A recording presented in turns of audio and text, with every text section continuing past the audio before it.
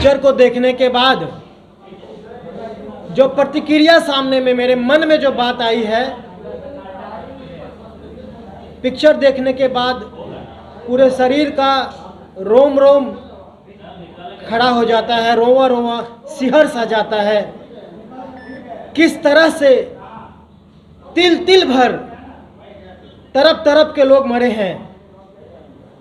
कोई, मैं दावे के साथ कहता हूं, हर कोई एक ऐसा इंसान जिसके अंदर उसका जमीर जिंदा हो, लहू उसका सही हो, वह पिक्चर देखे, अगर उसका आंख नम ना हो जाए, ऐसा नहीं हो सकता।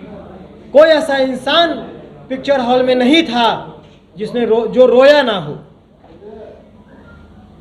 यह फिल्म सत्य को दर्शाने वाली एक ऐसी फिल्म थी जिसने लोगों का जमीर जिंदा कर दिया।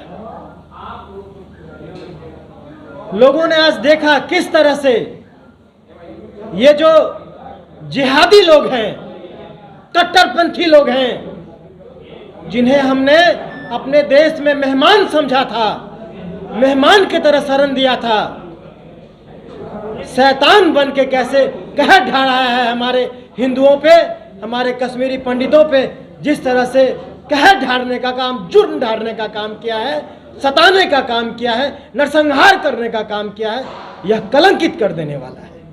भाई 30 साल से कहां थे आप? 30 साल से मैं ही नहीं, भारत के जन जन और कण कण से इस सत्य को छुपाया गया था, कोई जान ही नहीं पाया था। उस दौर में मीडिया, निश्चित तौर पे मीडिया या सोशल मीडिया इतनी सचर नहीं थी, इतना माध्यम नहीं था। मैं नहीं कहता हूं चाहे किसकी भी सरकार रही हो, लेकिन सरकार में जो भी रहा हो, कारण जो भी रहा हो, यह अमानवीय है। हमने देखा है किस तरह से एक पिता के सामने उसकी पत्नी, उसकी बेटी दोनों का बलात्कार किया गया। हमने देखा है किस तरह से पति के खून से सना हुआ भोजन पत्नी को करना पड़ रहा है। किस तरह से मस्जिदों से आवाज दी गई, हिंदुओं खाली करो। हमारे देश में हमें ही खाली करने के लिए कहा गया, हमारे घर से जबरन हमें निकाला गया। और ये फिल्म सिर्फ 32 साल की घटना को, उस तथ्य को उजागर करने का ही फिल्म नहीं है। यह पिक्चर आने वाले 32 साल के बाद जो देश का परिदृश्य होगा, उसका एक छोटा सा ट्रेलर मात्र है।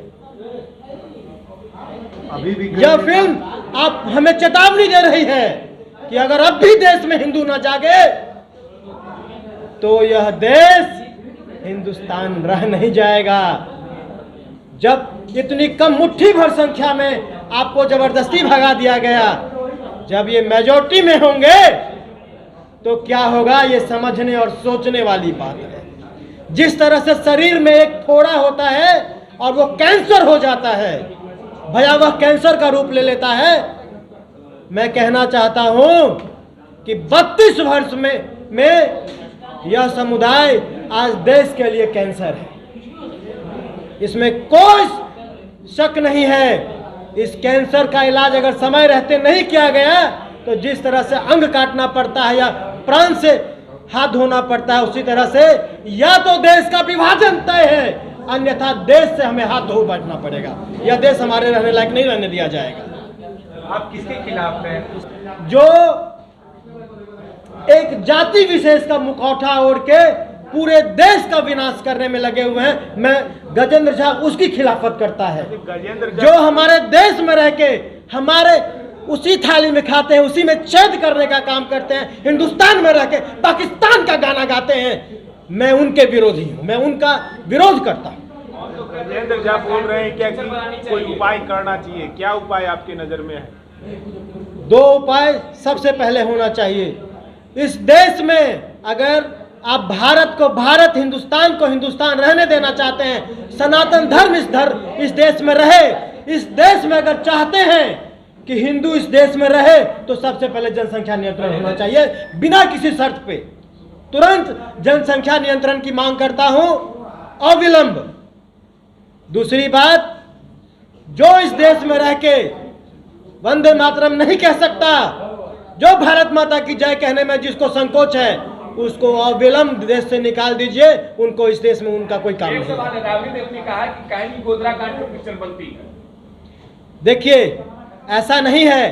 पिक्चरें कई मुद्दों पे हमेशा से बनती आ रही हैं, लेकिन जब आपके मुन्ना भाई, चिल्ला भाई, फल्ला भाई पे मूवी बनती है, कहाँ किसी कोई हिंदू विरोध करता है? हम अपने पैसे से, अपनी गाड़ी कमाई से जाके देखते हैं, आपके हॉल को भर देते हैं। एक कश्मीरी पंडितों पे हिंदुओं के दर्द को क्या झलकाया गया। आपका यह जो खान गैंग है बॉलीवुड का तथाकथ, ये कौन होता है शाहरुख खान तय करने वाला? ये सलमान खान, आमिर खान, ये करण जौहर, ये तय करने वाले कौन होते हैं कि भारत की जनता कौन सा पिक्चर देखेगी और कौन सा पिक्चर नहीं देखेगी? ये आप तय करने वाले कौन होते हैं कि भारत में कौन सा हीरो चलेगा, कौन सा हीरो नहीं चलेगा? ये आप तय करने, क्योंकि अगर मुस्लिमों की वाहवाही पे पिक्चर आती है तो आपको पाकिस्तान से, आपको विदेशों से, आपको दुबई से, आपका जो दौद गैंग है, ये दौद गैंग आपको आसानी से, क्योंकि फंडिंग करता है, बहुत आसानी से आपको पैसे मिल जाते हैं, कर्ज मिल जाता है।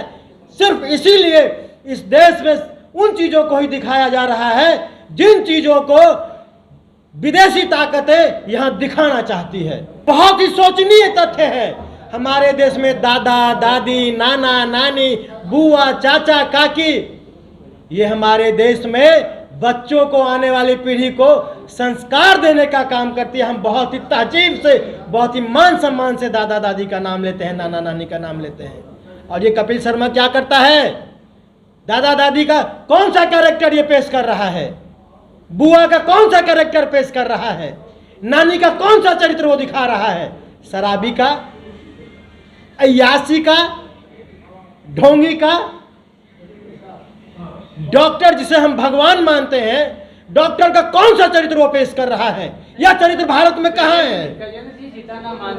बिहार सरकार ने टैक्स फ्री कर दिया है मूवी को। इसके लिए मैं बिहार सरकार को हृदय से धन्यवाद देना चाहता हूँ। जहाँ तक जानकारी है कि वो भी पाइपलाइन में है, अभी पूरी अभी घोषणा उसकी नहीं हुई है। क्यों, आखिर ये लेट क्यों हो रहा है? खाली अखबारों में बातें आ रही है कि टैक्स भी होगा, वो भी बीजेपी के नेताओं के द्वारा ही, बाकी लोग नहीं कर रहे हैं, एक बात नहीं कर रहे हैं। अब ये तो और दलों को भी तय करने दीजिए कि हिंदुस्तान में रह के हिंदुओं का वोट उन्हें चाहिए कि नहीं चाहिए। हिंदुस्तान में रह के हिंदुओं की मान सम्मान की बात और जो ये तथाकथित पार्टियां हैं ये कर सकती है, नहीं कर सकती है, ये उन पार्टियों को भी तय करने दीजिए। और हिंदुस्तान की एक एक जनता देख रही है आने वाले समय में जो आज हिंदुओं को हिंदुस्तान में ही ये देश पूरा साइड कर रहे हैं। ये देश पूरा हिंदुत्व पे सिर्फ चलेगा क्या? ये देश पूरा हिंदुत्व पे नहीं चलेगा, ऐसा मैं नहीं कहता। मैं ये नहीं कहता कि मुस्लिमों को यहाँ से हटा दीजिए, लेकिन मैं ये जरूर कहता हूँ कि जिन मुस्लिम को इस देश के हिंदू होने से दिक्कत है वो चाहे तो पाकिस्तान जा सकते हैं, ये मैं खुल के कहता हूँ।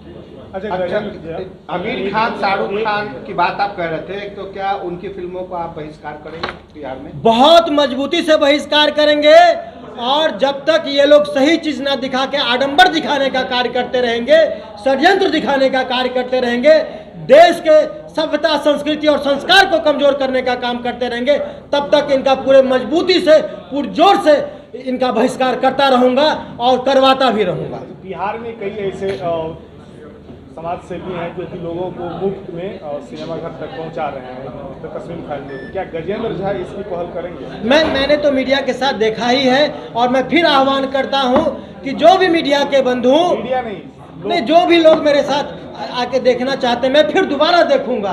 यह पिक्चर तो ऐसी है कि आप 100 बार देखिए, आपको देखने का ललक कम नहीं होगा। कितने लोगों को दिखाएंगे? नहीं, जो लोग मेरे साथ आएंगे मैं दिखाऊंगा, कोई दिक्कत नहीं है, इसमें कौन सी बड़ी बात है। हम लेटेस्ट खबरों को सबसे पहले देखने के लिए सब्सक्राइब करें डिजिटल न्यूज़ 20।